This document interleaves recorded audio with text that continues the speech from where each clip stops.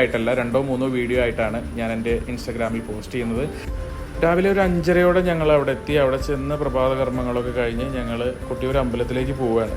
ഞാൻ ആദ്യമായിട്ടാണ് പോകുന്നത്. ഇവരൊക്കെ മുമ്പ് വന്നിട്ടുണ്ട്. അതുകൊണ്ട് അതിൻ്റെ ഒരു എക്സൈറ്റ്മെൻറ്റ് എനിക്ക് കൂടുതലുണ്ട്. അത് കാരണം കൊണ്ട് ഇതെന്താണ് എങ്ങനെയാണെന്നൊക്കെ അറിയാനുള്ള ഒരു ആകാംക്ഷ കൂടുതലോടുകൂടിയാണ് ഞാൻ നടക്കുന്നത്. പല കാര്യങ്ങളും എനിക്ക് പറഞ്ഞു തരുന്നത് ദാസൻ ചേട്ടനാണ്. അപ്പോൾ അങ്ങനെ ഞങ്ങൾ അവിടെ ഒരു അരുവിയുണ്ട്. ആ അരുവിയിൽ ചെന്ന് നല്ല ഭംഗിയുള്ളൊരു സ്ഥലമാണ്.